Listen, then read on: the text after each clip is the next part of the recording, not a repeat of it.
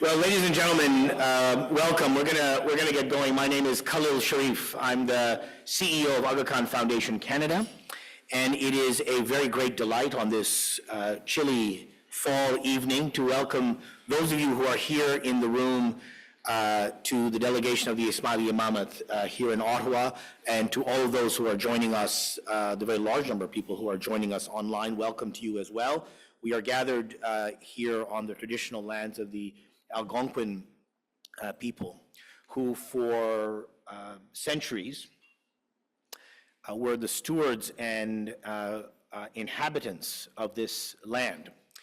And every year, in an extraordinary gesture of hospitality, welcomed a very large number of Indigenous peoples from the Ottawa River Basin in a spirit of both hospitality, but also of exchange of goods and services for sure, but also of ideas and of relationships. And it is in acknowledgement of those unceded territories that we now share, and in the informed and inspired by the tradition of hospitality and exchange that we are gathered here today, hopefully in our own way to sustain that great tradition in this place. When this building was inaugurated in 2008, His Highness the Aga Khan and the Prime Minister expressed a joint aspiration that we might use this space to lift our collective horizons for how Canada might contribute to a more peaceful and prosperous and pluralist world. And so we have the great privilege of doing that, often in collaboration with Global Affairs Canada, whose ongoing support I want to recognize. But it is also that theme, in a sense, which is a great segue to the discussion we're going to have tonight. Now, before I get there, I did want to acknowledge that we have the very special privilege for the next several weeks to have in this space an exhibition that many of you would have seen coming in. I'll just say a word about it, which is the exhibition of celebrating the 40th anniversary of the Aga Khan University, and the very important relationship that Canada has had in both the founding and the growth and elaboration of that university. I'll say a bit more about that before we end, because we'll be commemorating that with an event here in about a month's time. But I do encourage all of you to take a visit after we're done if you haven't before. Now, this is an extraordinarily important evening because it's my favorite series of things we do here called Global Reads, which is Aga Khan Foundation Canada's book club. We find a great book, find the author, find someone astonishingly interesting to interview that person on stage, and then we see what happens. And we've had all kinds of extraordinary discussions here, and tonight, I think, promises to be among the most important. The book we're going to be talking about is called Underdevelopment, A Journey Without Maps, and it is authored by the inimitable Ian Smillie. Now, many of you, I can see, know Ian Smillie maybe too well. But what I want to say is that Ian Smillie represents for the global development community in Canada a simply unrivaled asset. He is someone who brings a combination of insight, astute observation, and gregarious collegiality, as I think the book demonstrates again and again, and just extraordinary experience across so many parts of the world. When my late predecessor, Nazir Ladani, helped me transition to this role some 20 years ago, he bequeathed to me a very short list of people who he thought would be important resources for me in this role, and said, whenever you don't know what to do, a condition, it turns out, afflicted me very, very frequently, he said, just call one of these people. And at the very top of that list was Ian Smillie. And Ian, you should know, has contributed to so many parts of what makes Aga Khan Foundation Canada such a distinctive part of the Canadian global development ecosystem, and has been a thought partner, a counselor, a co-conspirator for essentially all of AKFC's existence. And for that, we are extremely thankful. We were so thankful, so excited that the very first public event that happened in this building after its opening was in May of 2009 in the atrium, where we launched Ian's book about BRAC. So it's quite fitting that in our 15th year, this is the 15th year of the delegation as presence, that Ian graces our stage yet again with this book. The book is a memoir, and it is a memoir. It's a spectacular series of thoughtful reflections on Ian's extraordinary career. But it's not just a memoir, because it pulls on many important themes, which are not just about what has happened to us, but really are about what might guide us into the future. In that sense, it connects our past with our future in a very powerful way, as His Highness the Aga Khan says, our roots with our dreams. And so it's a really great honor to have Ian spend some time talking about the book and its core themes. And to do that, we have chosen Maureen O'Neil to join him on stage. Again, many of you know Maureen already, so I won't now rehearse her bio, except to say that Maureen has exercised leadership across just a very large number of consequential public institutions. For me, she was the president of the International Development Research Center at a critical time when I was learning about the Canadian global development ecosystem. She today is the chair of WaterAid and has continued to be such an important part of all the things that we've been thinking about and trying to establish here in Canada over 2 decades. So I'm just delighted that Maureen agreed to join us for this conversation. So I'm going to ask, maybe supported by your enthusiastic applause, Maureen and Ian to now take their spots on the stage.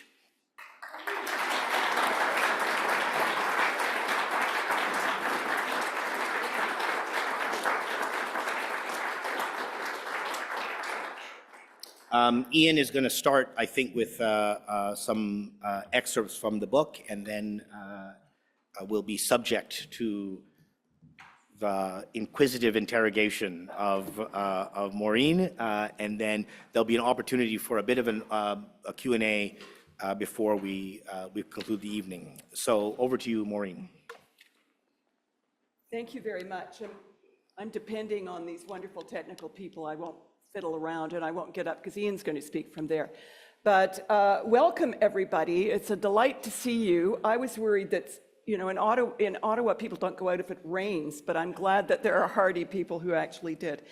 You have been introduced very well by Khalil. I don't need to add to that except to say that I bought the book before I knew I was going to be here tonight, read it at one go. It was absolutely fascinating, and as Marty Chen, a friend of both Ian's and mine, said, and you can read it at in the foreword of the book, she said, "Underdevelopment describes the amazing adventures of a remarkable development practitioner, thinker, and author." And I couldn't say more than that. But you're going to talk to us now, but I really hope that you'll address how you did the memoir. You don't have to start with that, but that's going to be my first question. Okay. It's not easy to do, but Ian, okay, tell us what's in the book. Well, first of all, thank you, Khalil, and thanks to the team who put this together. It's quite a lot of work. It's wonderful to be here and for this to be the sequel, actually, to the BRAC book of 15 years ago. I wanted to thank also everybody for coming here tonight, and those who are participating online, family and colleagues and friends of 50 years or more, friends from CUSO, Inter Pares, CETA that was, IDRC, of course, the Aga Khan Foundation, the Diamond Campaign, the Ottawa Philatelic Society, and the Churchill Society as well. And I think the greatest little book club in the world, the B&B Book Club, it's beer and books. We meet it frequently at the Lieutenant's Pump and discuss books, of course. I also wanted to welcome people who are mentioned in the book. There are several people here. If you've read the book, you will know them. If you haven't read it, you'll meet them soon enough. My son Rowan, my grandson Gavin. I'm looking for Morgan, my granddaughter. I didn't spot her. Tim Broadhead makes a guest appearance. Wendy Quarry. Isa Sacco, who was a student of mine at Koidu Secondary School in the 1960s. You'll hear more about Koidu as we go along. But why I wrote the book? I wrote the book really for my grandchildren. I wanted to try and explain to them what it was Grandpa was doing every time he got on a plane and went off to places with strange sounding names. And as I was writing it, I discovered, actually, I clarified for myself what I had been doing, what Grandpa had been doing getting on planes and going off to faraway places. So I'm going to read bits and pieces from the book. In evaluations of every foreign aid project, there's a section called Lessons Learned. Over time, I wrote many such evaluations, but I suspected then, and I know now, that although the lessons were plentiful and sometimes important, learning was problematic. And as for remembering, too often this was, as people in Pakistan sometimes say, a concept that's not available. My purpose in writing the book, therefore, is in part to remember, in part to draw lessons from experiences and events that didn't allow for that luxury at the time, and in part to tell what I think are compelling stories about some good people and a couple of very bad ones. It's a personal memoir, so there's a lot of personal stories in here. Some of them are funny now. They weren't so funny at the time. The trip to the Taj Mahal in a 1955 Chevrolet Bel Air with my 13-year-old son, Rowan. A trip that went badly awry from the moment we stepped into the car. A moment of quiet reflection years later in Wells Cathedral with my 10-year-old grandson. I don't think he remembers that. He remembers banging his head on a stone at Leeds Castle. A garden party at Buckingham Palace with my wife Dorianne, during which we noticed some corgi droppings that had been swept into a flower bed. What a great souvenir that would be, I thought, imagining them bronzed on the mantelpiece at home. Sometimes the adventures were more exciting. A bizarre trip to the top of the Khyber Pass, an arrest in Calcutta, tracking diamond smugglers, warlords, and child soldiers in the hunt for blood diamonds. An interview with the vampire, Charles Taylor, when he was president of Liberia, and a second encounter later when he was in the dock at The Hague. In 1968, when I was a CUSO teacher in Koidu in Sierra Leone, there was a military coup carried out by junior ranks. All of the officers, military and police, were in prison. I was staying with another CUSO volunteer, David Gue, at the CUSO house in Freetown. The coordinator was away and we had the place to ourselves. Shaka Stevens had not yet consolidated his government and the political climate remained tense. The military brass were still in the slammer and the rest of the army was jumpy. Stevens had made several broadcasts warning of a possible invasion. He didn't say from where or by whom, but he did say that the populace should be on the lookout for mercenaries. Mercenaries. Although mercenaries were at work in the Biafran conflict and had appeared elsewhere in Africa, neither the phenomenon nor the term was known in Sierra Leone. And when the Prime Minister said mercenary, his West African accent made it sound a bit like missionary. I certainly heard mercenary, but thousands did not, including a private and a lance corporal, both heavily armed, who were patrolling the train station as the puffer from Sagbema arrived that night. When CUSO volunteer Jim Law stepped off the train, they saw missionary and told him that he was under arrest.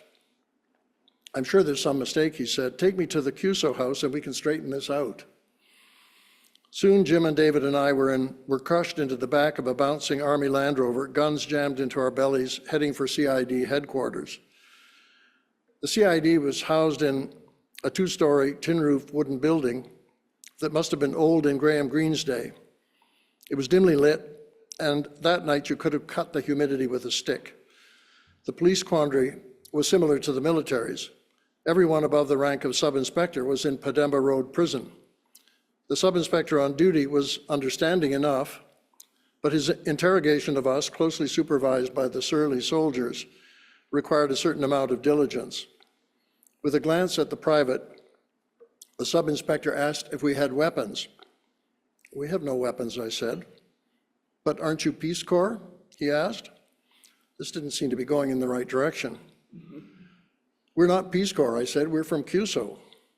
He said, "Are you mercenaries or missionaries?" He made notes on a pad.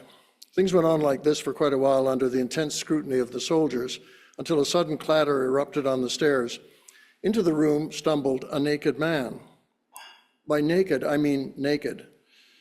He was distraught, out of breath, and he seemed to be covered in cooking oil. Hot on his heels was a Lebanese man, clothed and shouting in a mixture of Creole and Arabic. The soldiers jumped up, training their weapons on this new entertainment. It was not uncommon for burglars to strip and cover themselves in grease before entering a house, although I suppose most of them kept their underwear. If anyone tried to grab them, they could simply slip away, something this naked man had failed to do. Although this was a simple case of breaking and entering, it was clearly of greater interest than mercenaries or missionaries. The sub-inspector ushered the newcomers into a separate interrogation room, followed closely by the 2 soldiers. For 10 minutes, there were shouts and crashes from behind the closed door. Then the sub-inspector stuck his head out and said, "It's okay now, you can go." The book deals with larger issues, of course, and as I moved from my job as a high school teacher in Cuso to an Cuso administrator in Nigeria, care manager in Bangladesh, development entrepreneur with the founding of Inter Pares, and then many years as a consultant and writer. Nigeria and the Biafran War, devastating poverty in post-independence Bangladesh, Pakistan, Sri Lanka, Bosnia, East Timor, the transfer of technology, microfinance, the brief moment during the 1990s when civil society became the brightest star in the development firmament, and then a growing realization that many of the gains of the development enterprise were being wrecked by growing levels of conflict and natural disaster. I saw this in a sweltering camp for Liberian refugees in Sierra Leone in 2003. The camp was a few kilometers outside Freetown on an estuary of the Sierra Leone River, at the site of an abandoned fish packing plant. Mangroves were recolonizing the swampy, mosquito-infested surroundings, and hundreds of people sat idly in the shade of the vast, empty fish packing shed they now called home. The place, surely one of the unhealthiest places on earth, was a steaming slum. It was being managed, if that's the right word, by an Irish NGO on behalf of UNHCR. There's something about talking to people through translators that leavens the worst of what you're seeing and hearing. It's as though the delay or the lack of emotion in the translator's voice somehow managed to deaden the worst of what's being said. There was none of that in this camp. The Liberian school teacher, who was the camp chairman, a man of about 60, spoke perfectly good English and had no difficulty in painting the picture. "We've been here for 10 years, he told me. He was barefoot, wore dirty shorts and a torn shirt. "My children have grown up here. They have no respect for me because I can do nothing for them. I can't feed them. I can't clothe them. I can't tell them when or even if we'll ever go home." He said something to a small boy who ran off and came back a few minutes later with a dirty bottle of vegetable oil and a bucket of bulgur wheat. "This is what we live on," he said. "Look at it." I didn't want to. "This is what each person in the camp gets for a month. No fish, no vegetables, no meat. Could you live on this?" You? Over his shoulder in the distance, I could see my borrowed UN driver lounging against the borrowed air-conditioned Pajero that had brought me out here. Soon I could leave. The previous year, I had been at a place in eastern Guinea where a tent city was springing up before my eyes. Blue plastic sheeting flapped in the dust, kicked up by trucks slumbered into the camp to drop off, this time, Sierra Leonean refugees. I found myself in a group of Kono speakers, one of whom had attended Koidu Secondary School. I taught there, I told him, but probably before your time. We compared dates, and indeed, I had left not long before he enrolled. 35 years later, and here we were in a blue tent in an open field in Guinea, the ground outside littered with bullet casings from the most recent Liberian military incursion. The school has been destroyed, he said. The rebels have destroyed everything in Koidu. The man saw tears welling up in my eyes, and he began to weep. Or maybe it was the other way around. There are chapters in the book that deal with the world's emergency response mechanisms, their inadequacy and dysfunctionality. And towards the end of the book, I come to questions 50 years after the first decade for development, 50 years after what we called the first decade for development, about what progress we've made towards ending poverty. And the big one, does aid work? In recent years, there's been a lot of self-congratulation that extreme poverty has been halved in the past decade, from 2 billion people to 1 billion or less. I take considerable pains in the book to excavate the real numbers. There were never 2 billion people living in absolute poverty. The number 10 years ago and 20 years ago and even 40 years ago was the same as it is today, 1 billion.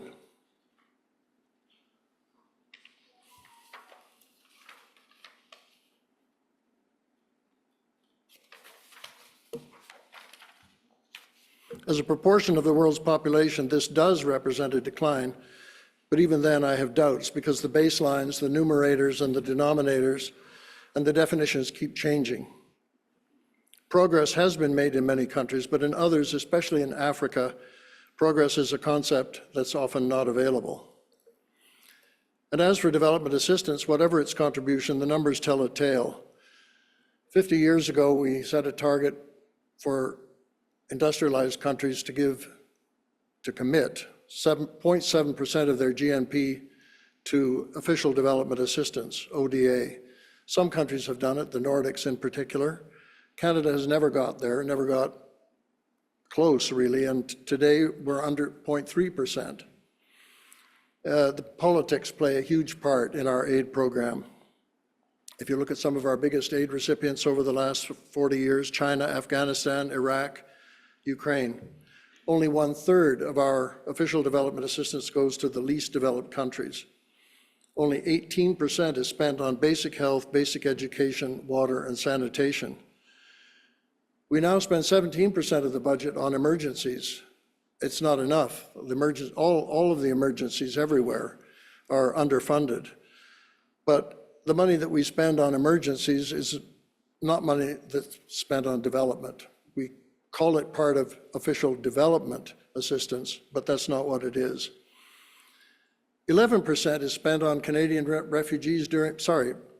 refugees in Canada during their first year here. This is money that never goes overseas. It may be well spent, but it has nothing to do with official development assistance. And as for development awareness, telling Canadians what this is all about, of our official development assistance budget, only 0.14% is spent on that.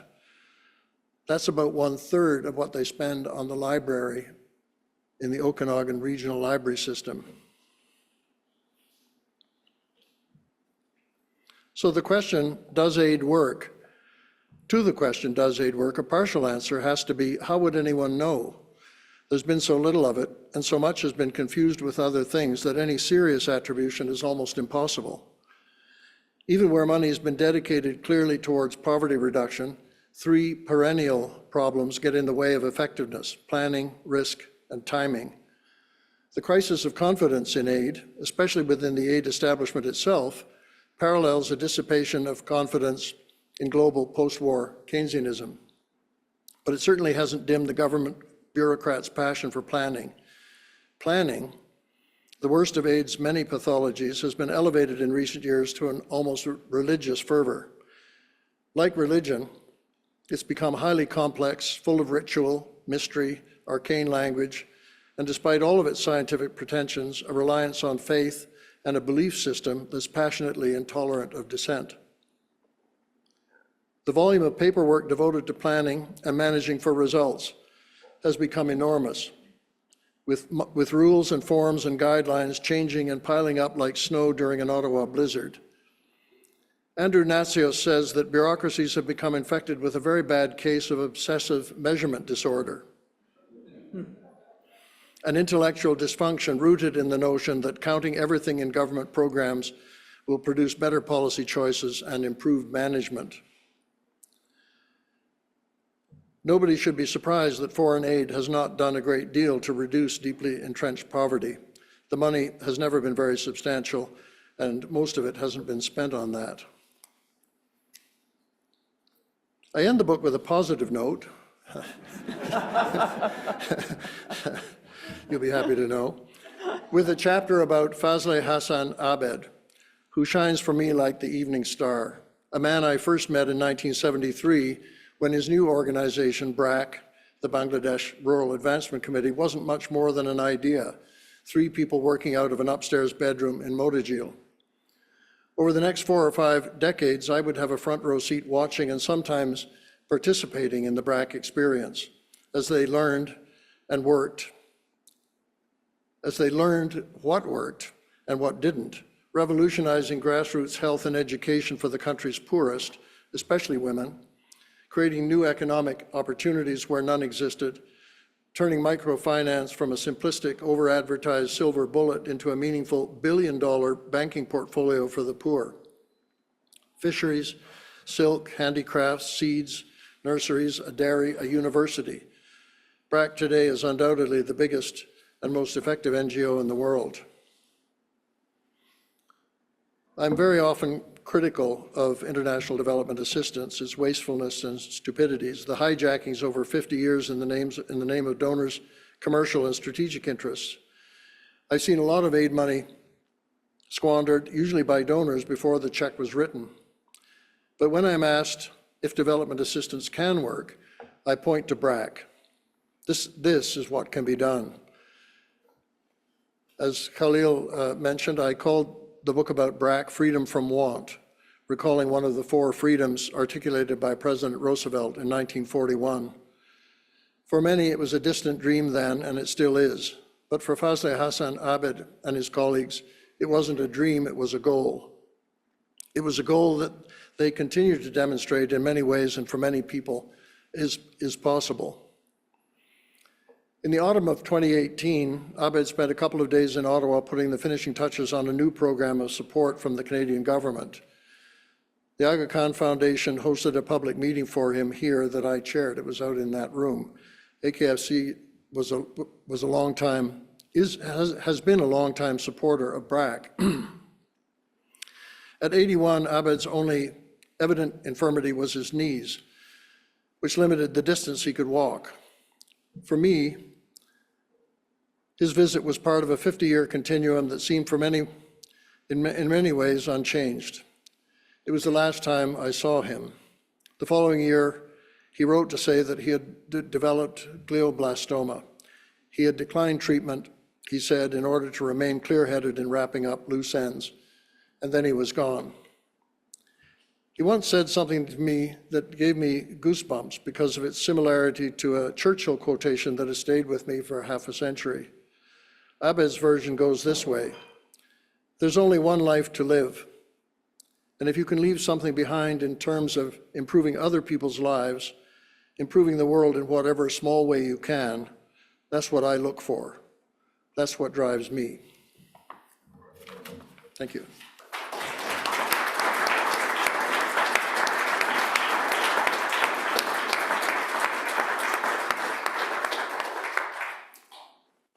Thank you very much, Ian. As I mentioned, as you were getting up to speak, to read those fascinating passages, What was it like? What was the methodology of writing your memoir?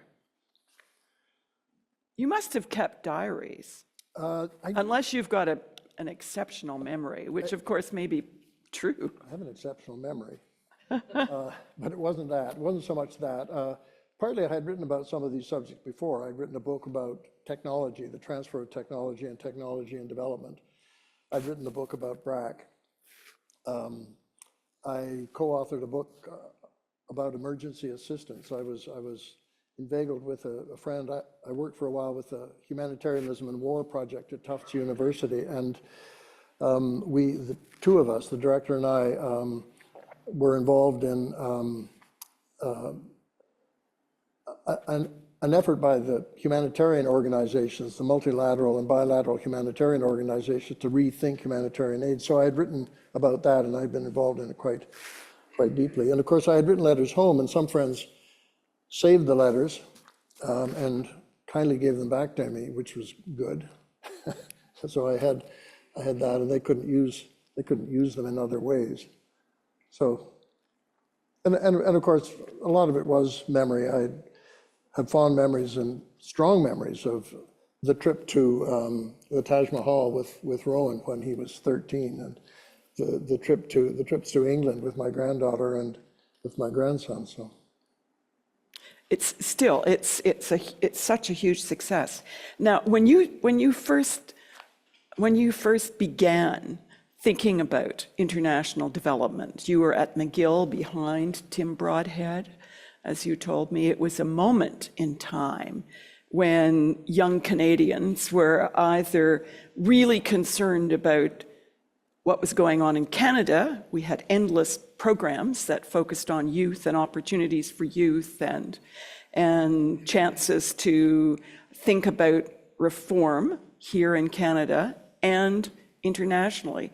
How is that time different from now, or is it? well, in terms of international development, it was different. A lot of the countries, most of Africa and large parts of the Caribbean, Asia, some of the Pacific were newly independent. Sierra Leone had been independent only 5 years when I got there. And they had been left with a very thin veneer of services, health, education, that kind of thing. So they were very eager to get kids into school and get universities built and so on, and they didn't have people to staff them. So they were very keen to accept young CUSO volunteers who would go and spend a couple of years teaching or working in hospitals and clinics, that sort of thing. That's changed tremendously. Now they have their own people. They don't need young Canadian graduates in the way they once did. So the opportunities to go overseas in those days were different, and there were more than there are now. I mean, that's clearly one thing that has changed. Is there something else as well, and that is not quite a dismissal of the idea that somebody should be interested in going elsewhere and helping, but there's the talk about white savior complexes, etc. Has that had an influence on whether young people are interested in development? I don't know whether it's had an influence on young people. I mean, I think the most popular courses of studies in Canadian universities today are development studies, international development studies. I mean, huge numbers of people are studying international development. You couldn't do development studies when I was at university. It didn't exist. So I think a lot of people are very interested. I think, though, that in terms of our relationship, the relationship between people in rich countries and other poor countries, the relationship has changed, and people in developing countries want it to change. I mean, they're not really interested in having Ladies Bountiful come and help them out. I mean, it's quite different. Of course, they never did want that, and that isn't what we thought we were doing, although in some cases we didn't know what we were doing. Right. I was hoping you'd read the segment about the search for the waterfall and what what that meant. To me, it was a kind of allegory for the way in which we think about development. Well, I could read it. It's actually the last chapter. It's not very long. It's interesting because I wanted to bring the book from the beginning. I wanted to complete the circle that I see in the book, where I start as a school teacher in Sierra Leone. And I wanted to finish that. I wanted to go back in a sense. And so this last chapter does kind of sum it up for me in many ways. But interestingly, the publisher wanted to leave this chapter out. They wanted to end with the chapter on BRAC. They wanted it to be a development story, and they didn't want to get back into the personal, I guess. There was nothing in the proposed trek to the falls at Jayama-Sawafe to suggest that what began as a picnic might end in disaster, or that I would receive a taste that Sunday in 1967 of what Graham Greene must have felt during his weeks-long trudge through the Liberian rainforest 30 years before. Students had told me of a great waterfall on the Sewa River, not more than 45 kilometers from Koidu, and I suggested to Cassie Temple, the CUSO coordinator, that on her next visit we attempt to find it. On the appointed morning, we drove in Cassie's Beetle to pick up David Gu, a teacher at Yangama Secondary School, and we set off on a potholed dirt road to Jayama-Sawafe. There we branched south on an even narrower track, looking for a landmark near a path we had been told to take. From there, it was supposed to be a 30 or 40-minute stroll to the falls, but it was the end of the rainy season. The razor-sharp elephant grass was high, and the trail was thick with vines and creepers. We had left Koidu early, but by the time we parked, it was 11, and a blazing sun only thickened the humidity. We wore shorts and running shoes, and none of us had a hat. We had no bug repellent, no sunscreen, no equipment of any kind, and we had a picnic lunch that consisted of precisely 3 Great Wall brand corned beef sandwiches and 3 bottles of Coca-Cola. The first thing to disappear was the warm Coke, probably the most foolish thing we could have brought because it only made us thirstier.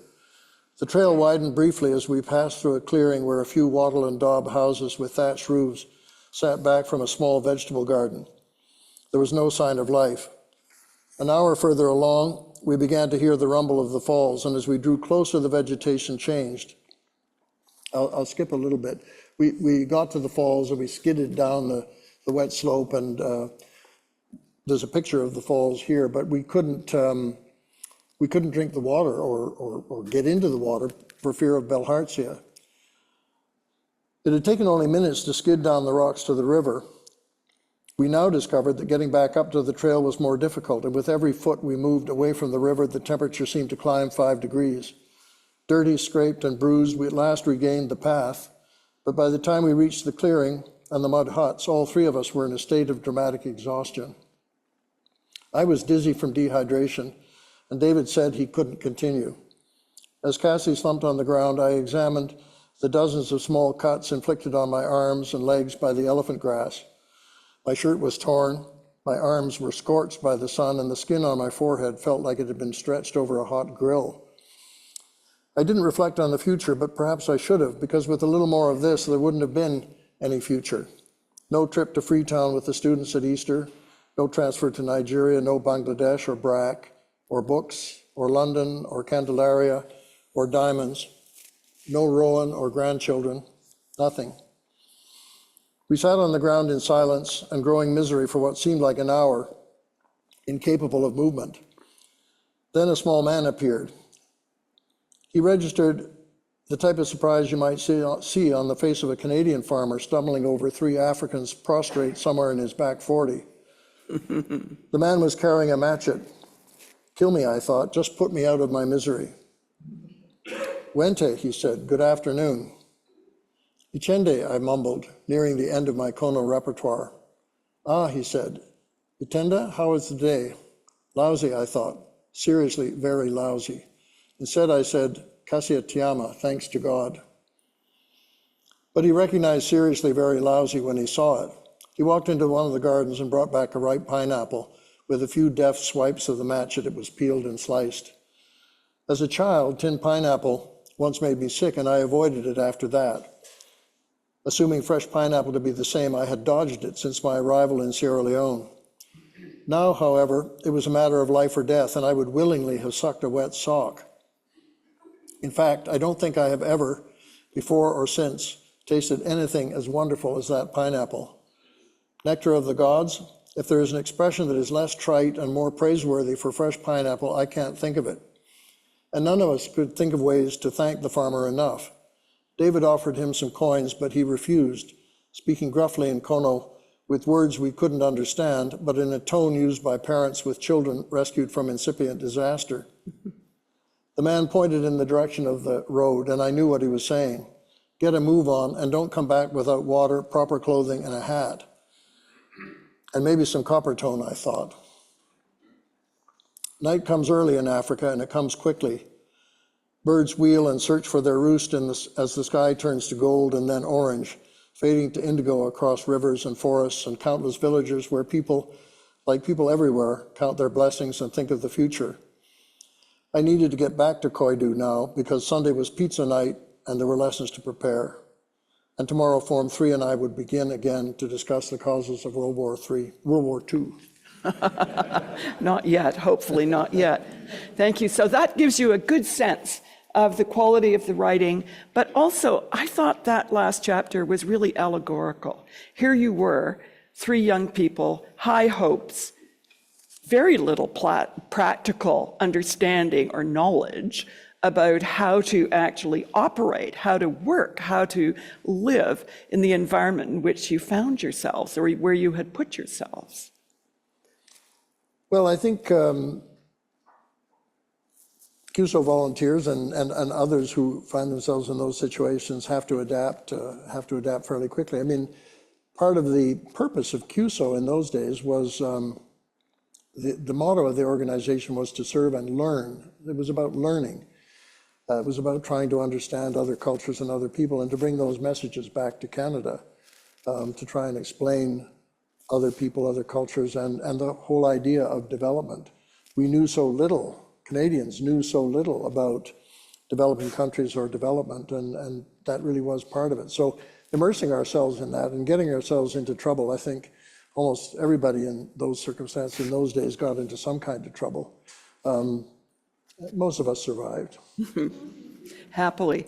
And so if there isn't an equivalent now, because countries are happily not in need of young Canadians to go and teach in their schools, what can we do? What opportunities are there for young Canadians to see the world in a way that isn't just touristic?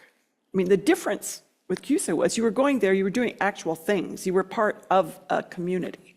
Yeah, well, of course, there is voluntourism. There's a lot of that going on. That was what WE was all about, sending young people overseas for a summer vacation to build a school in Kenya, that kind of thing, as if Kenyans needed help building schools. I mean, the motivation for sending people may have been similar, but the manifestation was different, and the manifestation was in many ways very paternalistic. It is harder to find opportunities for young people to go overseas. You know, the Aga Khan Foundation Canada runs a fellowship program and has for, I think, is it 30 years or longer? 35 years. And a dozen or 15 young people go overseas, and they work with local organizations in developing countries, usually local development organizations that are, they're not there as experts, they're not there to fill in gaps, they're there to contribute to whatever is required and to learn what it is to manage and operate a local organization. There are opportunities like that, there are fellowship opportunities. And one of the things that I've been surprised at is that most of the people who go on that fellowship, you look at their CVs, they've already been to developing countries on their own in one way or another. Some have just gone backpacking, the way people used to go backpacking to India. Now they go backpacking to Latin America and Africa and elsewhere. So some of them have already found opportunities of their own. Work opportunities are not the same as they once were. There are, of course, opportunities in UN agencies.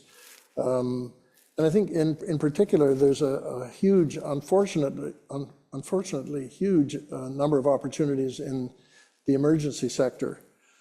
There's so many emergencies now, so many humanitarian and natural disasters that UNHCR, the Red Cross, and other organizations are constantly looking for people who can contribute there. So there are opportunities, they're just different. I want to come back to the obsessive measurement disorder, because many of us in this room have I'm sure, exhibited some of these, if not symptoms.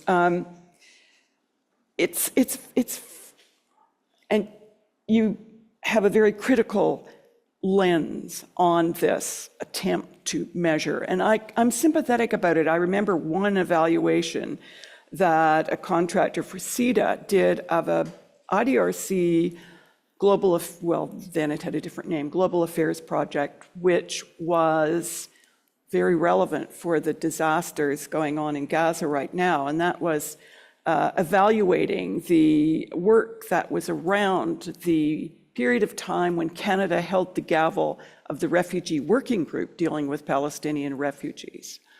This had been a huge amount of work. It had Israelis, Palestinians, Jordanians, Lebanese, and Syrians researchers involved in looking at where were there any possible solutions to these questions. And the evaluator took a look at all of this, and her conclusion was that this was a failure because there was no peace in the Middle East. So we certainly thought that was taking a rather narrow view of what had been done. But there is a need to collect information. There is a need to understand data. There is a need to understand what actually happened. So how can it be done better if it's not?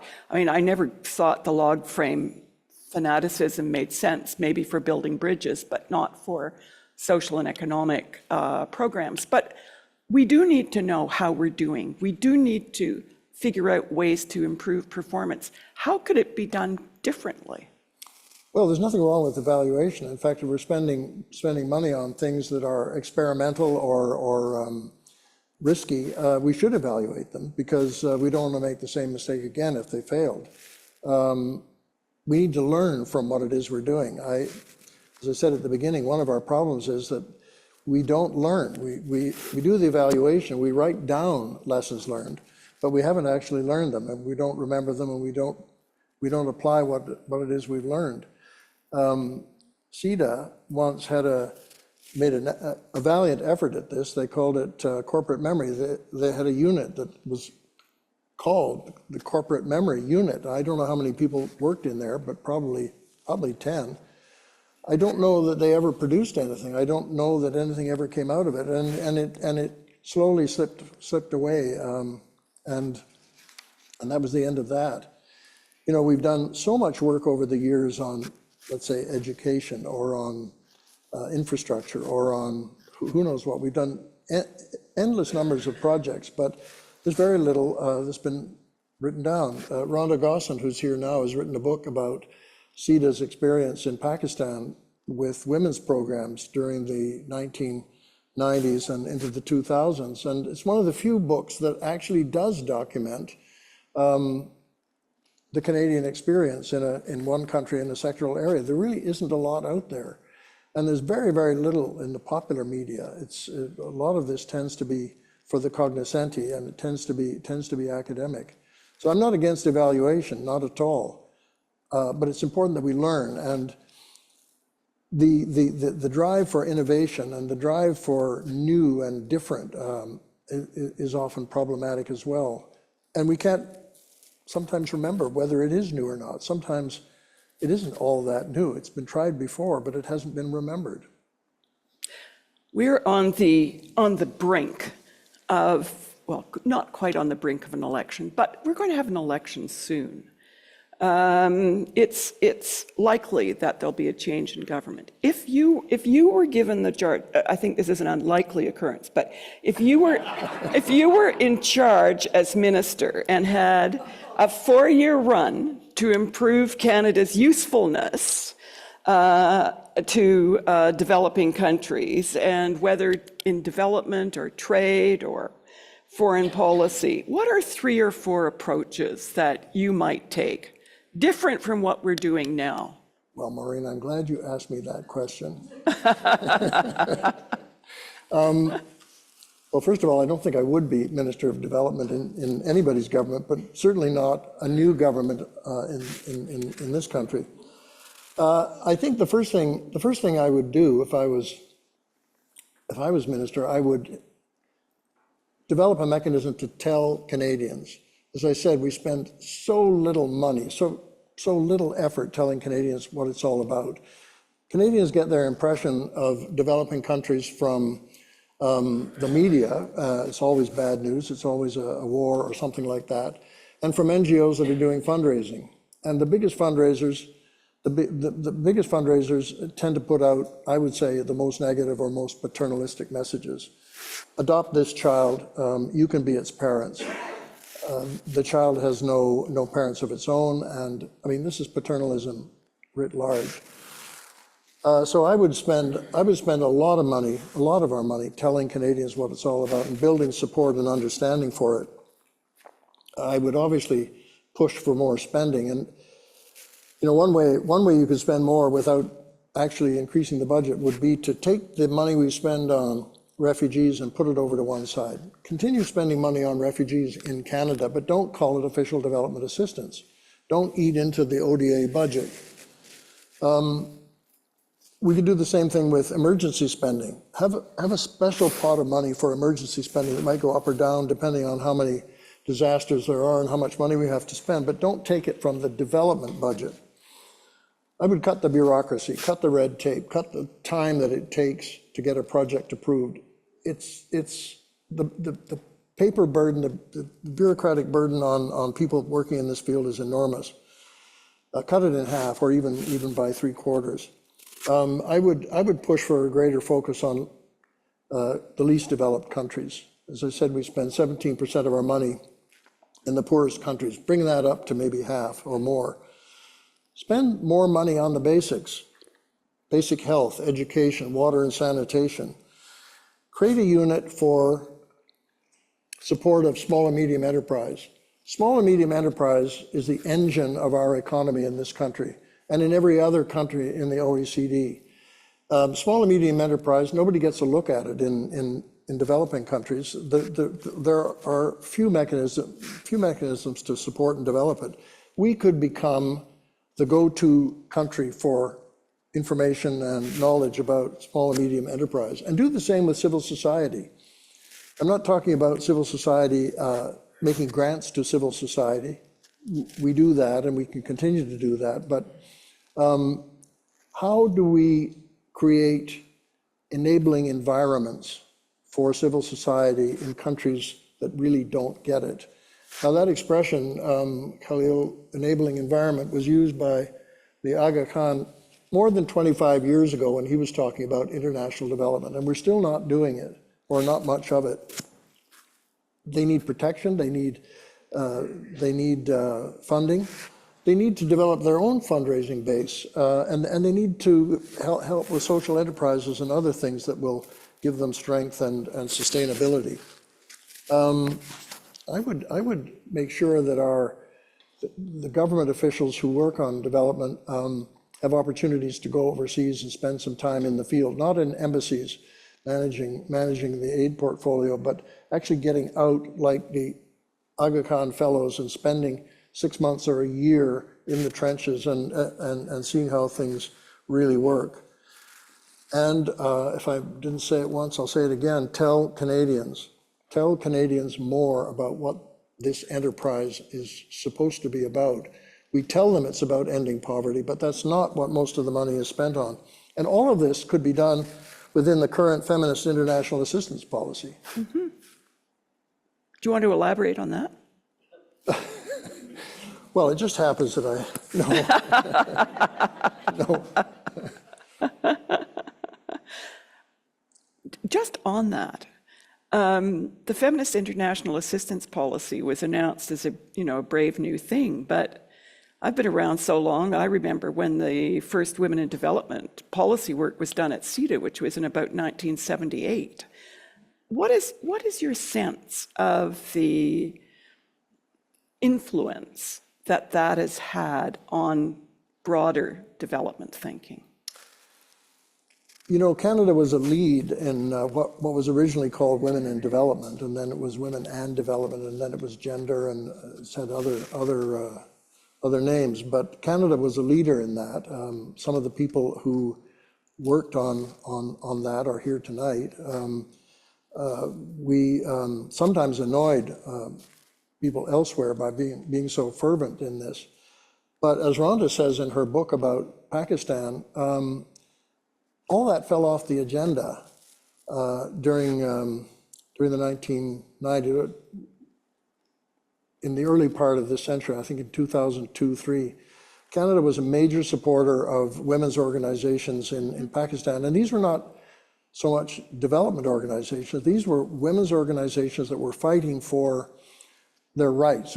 They were human rights organizations, and we stopped supporting them when the government of the day decided that civil society, we weren't going to support civil society anywhere. The civil society organizations in Canada were problematic, and ditto overseas. So huge amounts of that fell off the table, and we lost a lot of the momentum we had.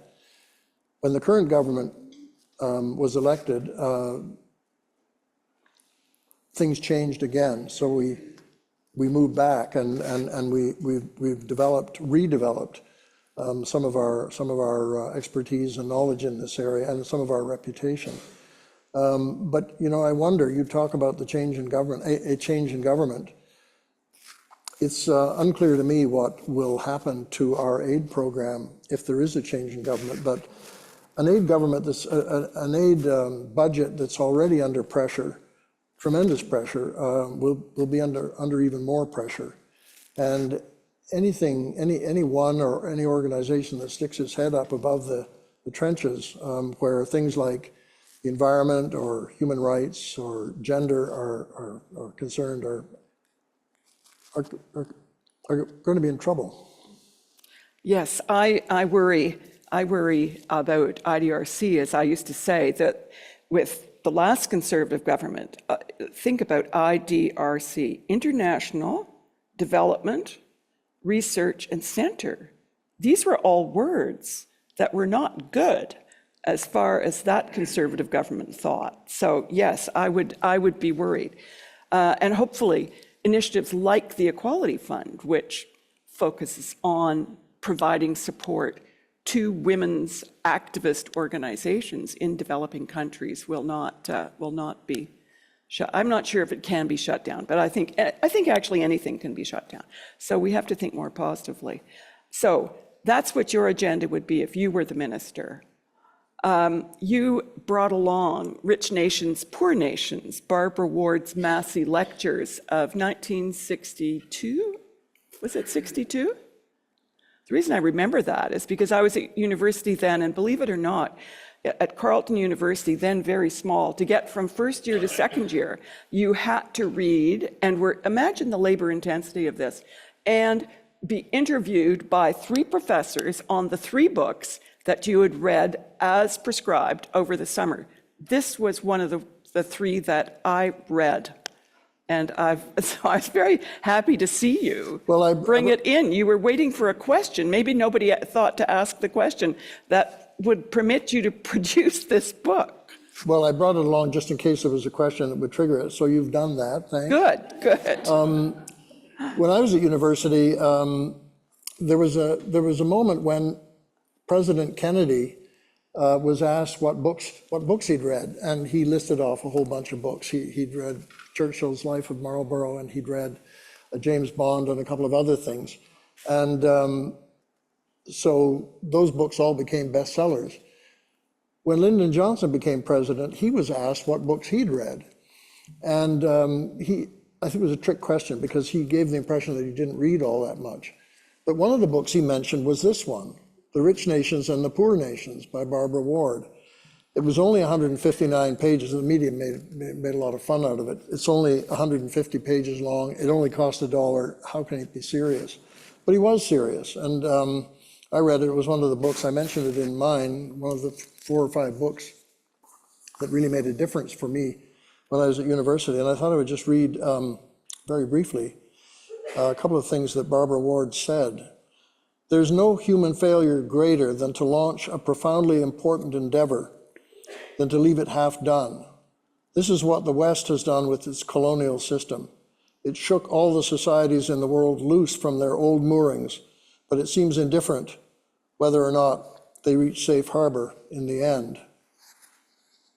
If we continue what is surely our greatest Western temptation and think that in some way history owes us a solution, that we can, by pursuing our own most parochial self-interest, achieve in some miraculous way a consummation of world order, then we're heading not simply towards great disappointments, but towards disaster and tragedy as well. There has to be a new start, new policies, a new approach. Otherwise, we prepare for our defeat simply by default. She wrote that 60 years ago, and a lot of what she predicted has come true. Exactly.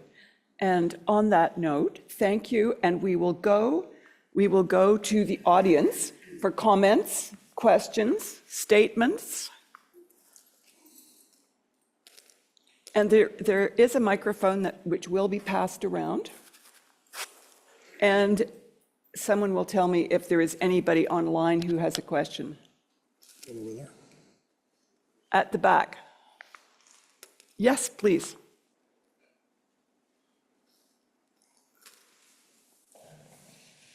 Thank you very much for, I'm not sure, okay, thank you very much for the discussion.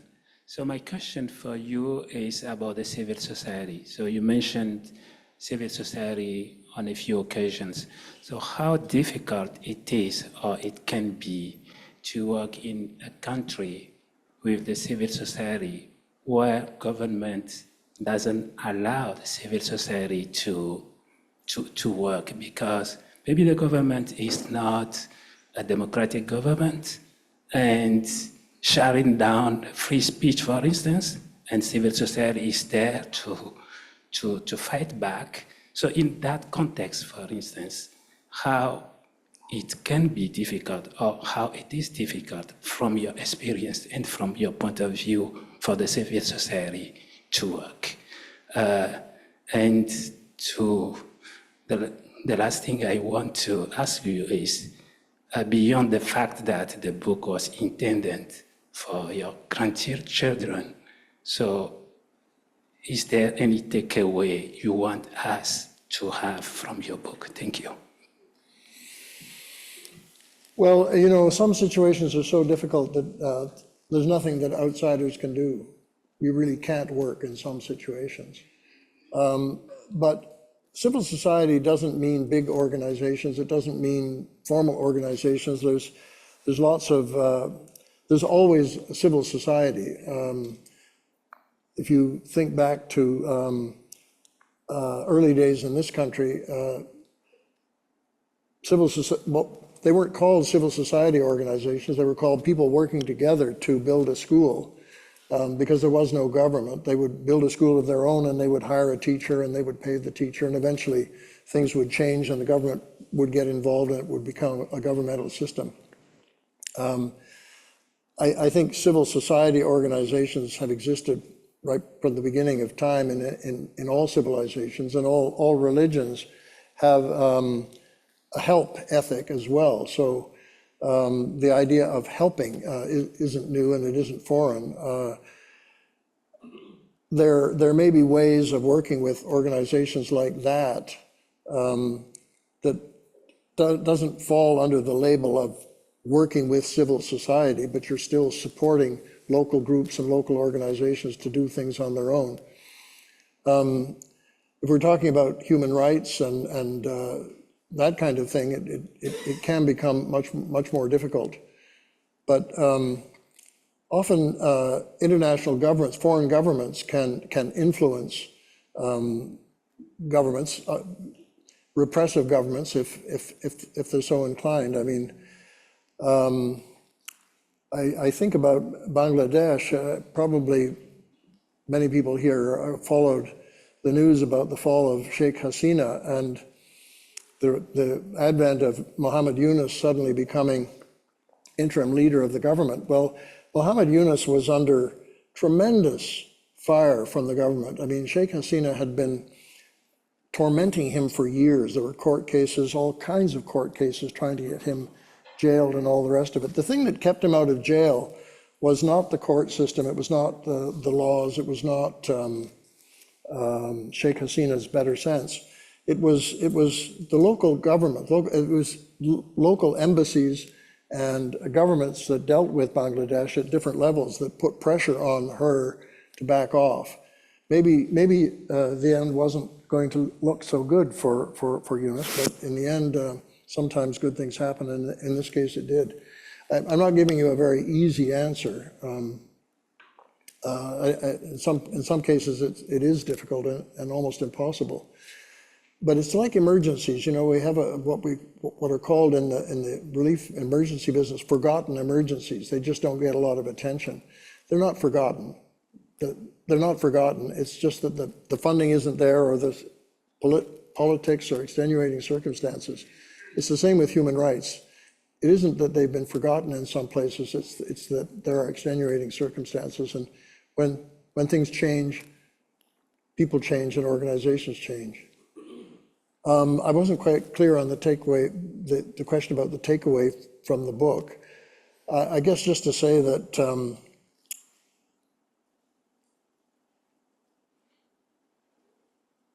it really is a small world, and you begin to discover that if you travel as much as I have, and you begin to realize that some of the things that look so different when you are a 23-year-old CUSO volunteer trying to find his way back from the falls at Jayamasawafi, you begin to realize that, you know,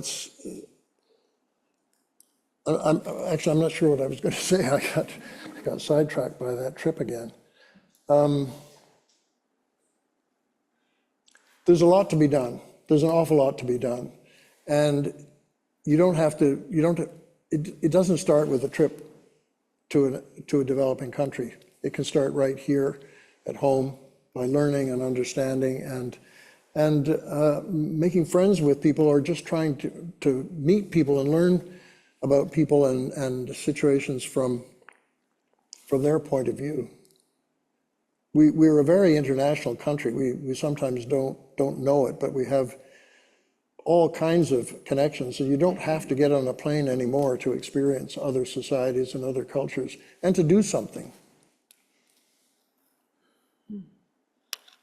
Yes. Thank you, Ellen. Ian. I wonder if you could talk about the work. Okay. Thank you, Ian. I wonder if you could talk about the work that you've done on blood diamonds and what difference that has made. Well, that's a big story. You'll have to buy the book.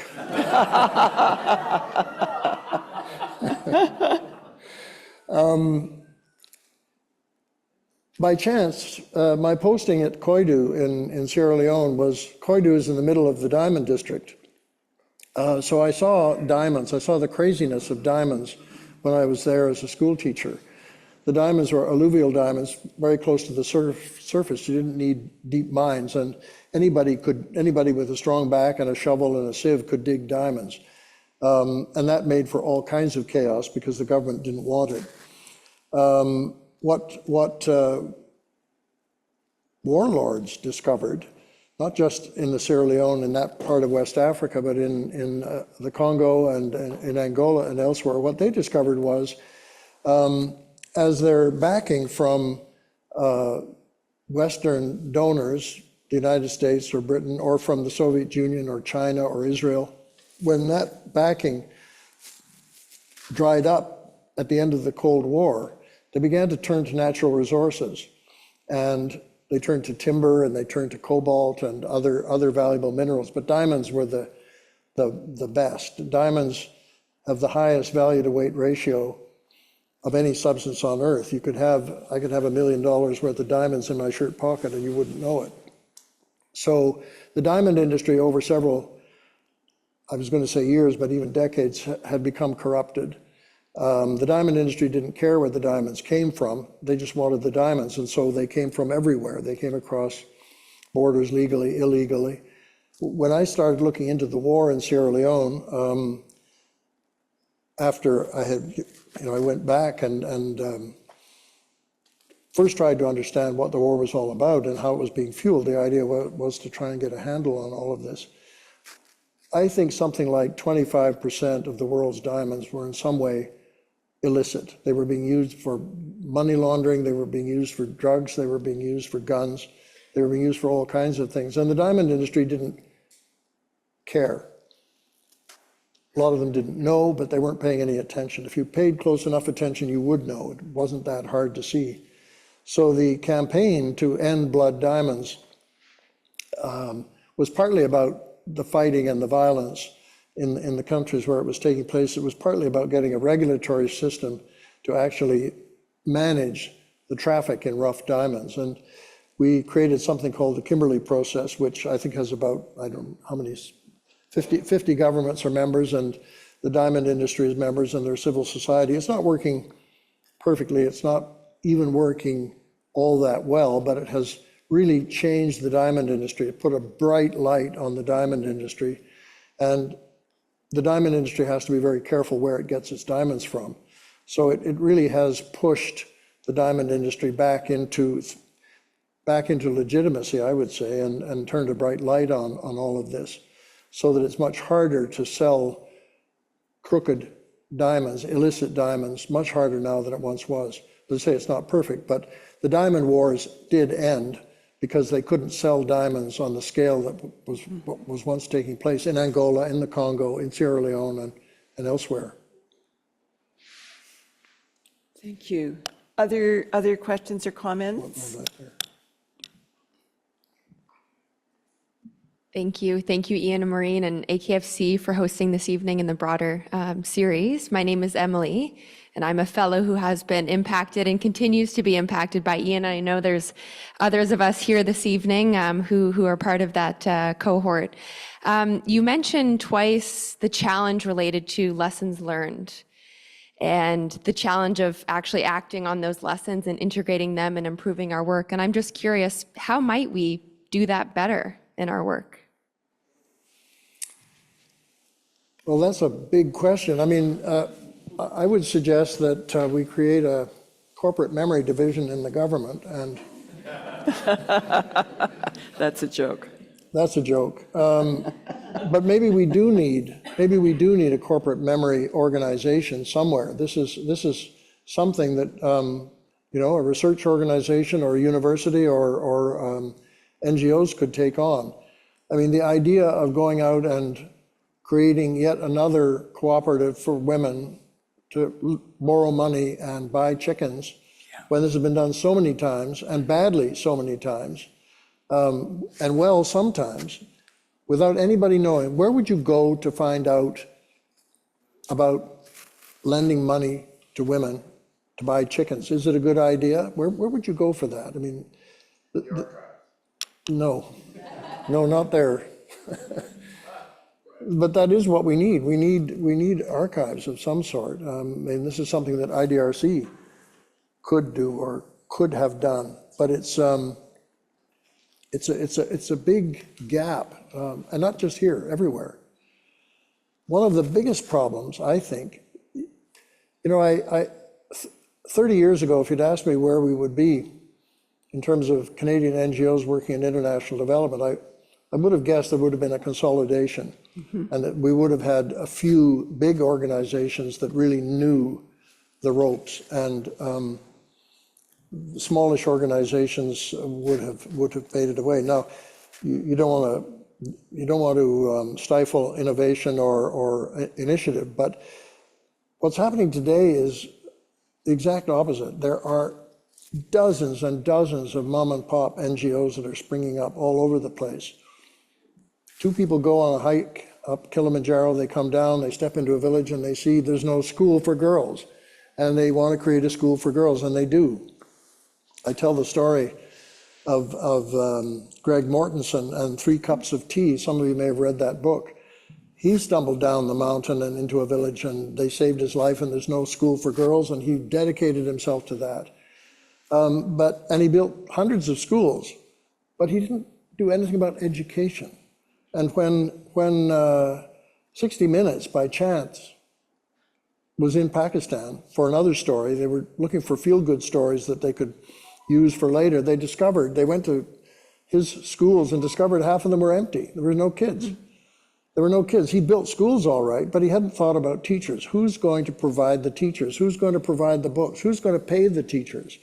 You have to work with government on this, otherwise it isn't going to work. So we have all of these organizations and all of these people who think they can do it better themselves. So somehow we, who are the professionals and should know better, have failed to convince them, and they think they can do it themselves. What is it about international development that makes people think that with no training and no experience and no knowledge, they can do it? You would not be allowed to go into somebody's house here and help their children without a license and permission from 6 different government agencies. It wouldn't be allowed. You'd have to have credentials, permission, a plan, a budget, and everything. But we can do it in developing countries. That needs to change. Right over here.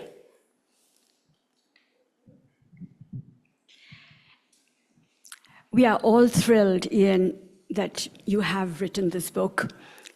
You are, after all, as Khalil said, one of the top 3 of his Black Book to call. So for the development community and others, it's really important. It's hugely important. And we don't have much of a body of work, so this will be a big addition to that. My comment and question to you is, you reminded us just now about Barbara Ward's book, and you will have noted that the Nobel Prize on Economics this year was given for colonization and inequality. So this theme of decolonization and inequality and the role of the West with the rest has been simmering and bubbling, as you know, in the CSO community and in the sort of development community. I wanted to, you've touched on, the motto of CUSO being learn and serve. And, where do you see this going further in terms of localization of aid and equality? Well, I think there's a better appreciation. There's more humility in the aid business than there once was. I think maybe that's one way of thinking about it.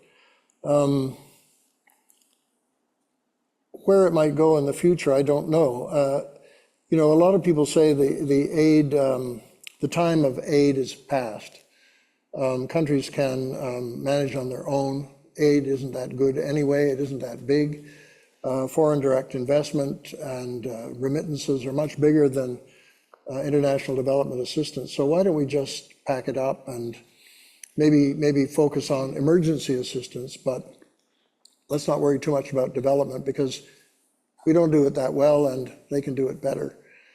I think it's not quite that clear. I mean, in the book I go into this. You'll remember 15 years ago, Dambisa Moyo wrote a book called Dead Aid, and she was very critical of the aid establishment and said that foreign direct investment and remittances were much, much bigger. Well, I look at foreign direct investment, you'll see it in the book. Most of it goes to 6 or 7 countries, and they're not the poorest countries. And most of it is for things like extractive industries anyway. So if it goes to a very, very poor country like Chad, it's for an oil pipeline. It doesn't really do what you might hope foreign direct investment might do, create jobs, spin off industries, and all the rest of it. So foreign direct investment has really limited application. And Remittances, again, same thing. It's about half a dozen countries that get remittances. Bangladesh obviously is one, and there are others. But remittances go back to families, and it's like a family welfare system. I mean, they don't go back to vaccinate children. They don't build schools. They're a family welfare connection, and very limited. There are a lot of countries who could manage quite well without aid. A lot of our largest aid recipients are aid recipients because we have commercial interests there. Colombia, Mongolia, others I could name. But there are many countries where development assistance is still a large part of the gross national product. And the challenge isn't to cut it out or find an alternative. The challenge is to make it better. A lot of African countries, and particularly small island states, very, very much dependent on these kinds of transfers. And the challenge for us is to make them better, to work with them and to make this kind of work, this kind of exchange more effective. Thank you. Can I take this? Okay, before Khalil? Yes, please.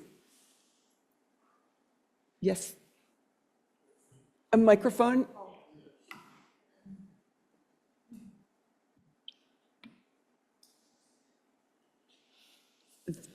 This will be, no, it was over here, actually.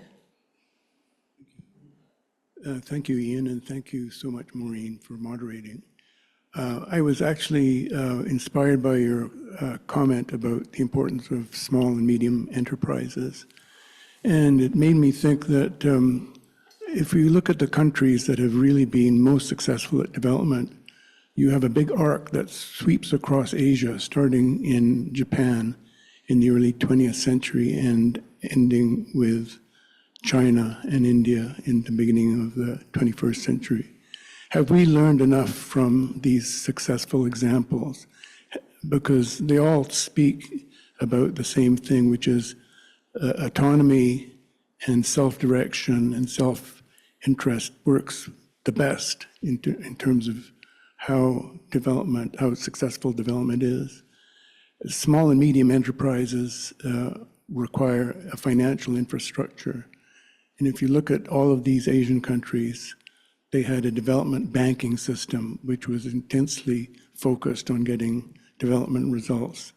I don't think we've taken these kinds of historical lessons seriously enough in the way we think about development in other parts of the world, particularly in Africa and in Latin America. Just want your comments on that. Well, I think that's true. I think where international development is concerned, we put a huge amount of emphasis on microfinance, grassroots, small loans for village people. And then at the top end, we've made all kinds of loans available to industry, our industry and their industry and that kind of thing. But in the middle, there's nothing. There's a missing middle in so many countries. I talk about technology in the book as well. There's a missing middle where technology is concerned. A lot of people don't have the wherewithal to it. It isn't just that there isn't the money, there isn't the technology, there isn't the education to put it all together. So I think there are real opportunities there. And, we could learn from some of those countries that already have done this. It isn't necessarily that we have to go and reinvent the wheel. Maybe bringing some of those countries like Malaysia or maybe Peru or some countries where this kind of thing has worked well, we could work in partnership with them to take those lessons to other places. We need a bit more imagination, but I think the idea of small and medium enterprise is extremely important.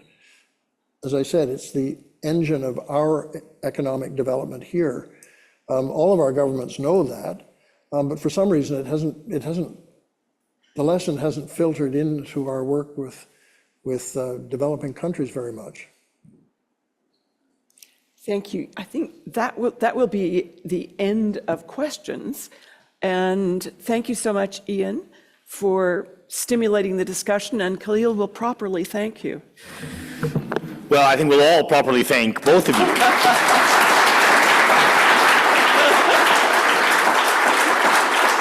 We have had simply a taste of the very significant landscape that Ian's book traverses. And I want to thank, first of all, Maureen O'Neil for her very deft moderation of the discussion. And we are, of course, in Ian Smilie's debt for all kinds of things, for decades of contribution to issues that we all care about, for at AKFC for his many, many contributions, but because Emily is here and mentioned it specifically, let me just say, especially for his work in co-designing with my late predecessor our International Youth Fellowship Program, which continues to be such an important part of the portfolio of work that we do, and whose graduates and alumni continue to exercise leadership in so many areas of the world. And Ian and of course, for this book, which is both provocative and moving. I commend it to you all. And what I'd like to say, which has not come up in quite these terse terms yet, is that apart from all the memories and the stories, and even the policy invective, there is a very deep moral and ethical core at the center of this book, which speaks to the idea of a shared and common humanity. For me, one of the great lessons of COVID was its very visceral reminder of our interdependence, the very fact of our interdependence. But of course, all facts are simply an invitation to respond. And the attitude, the response to interdependence seems to me only to be found in the idea and the ethic of solidarity, that we are all in this together.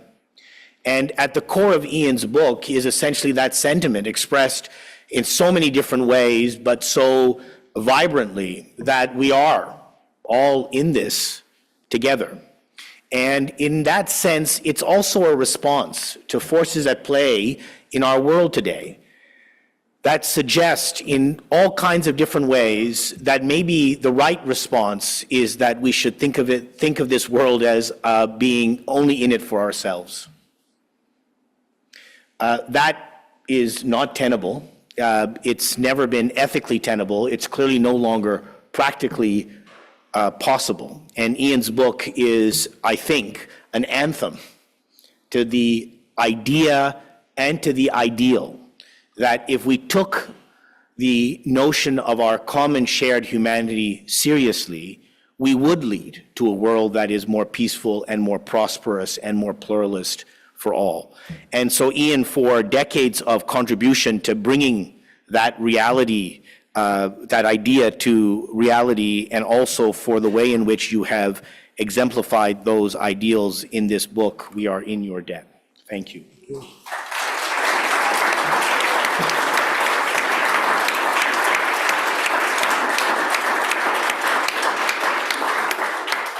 Ian will be available to sign copies of the book just at the table outside after we are done here.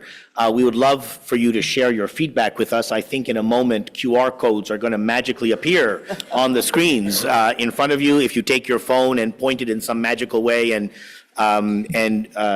dance, you will be directed to a feedback form. I really encourage you, please, to fill that out for us so that we can also participate in the tyranny of measurement to which we are all subject, and to be able to also benefit from your own thoughts and advice to us about how we might continue these kinds of discussions. I'm delighted that there is a number of other opportunities for us to gather here in the coming weeks. On October 29th, with the Canadian International Council, we'll be launching UNDP's most recent Human Development Report, whose theme is Breaking the Gridlock, Reimagining Cooperation in a Polarized World. On November 7th, we'll be doing an event with the Intercouncil Network of civil society organizations across the country who are working on global development issues around gender equality.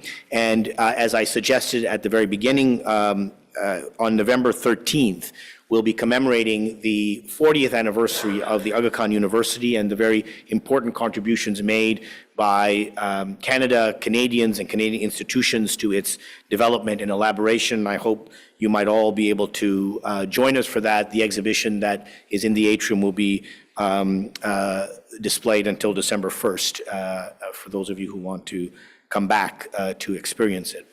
We are delighted and thankful for all of our volunteers who help make these events possible, for the staff team who bring this all together, and of course to all of you for sustaining the community of interest which allows us to convene in this way.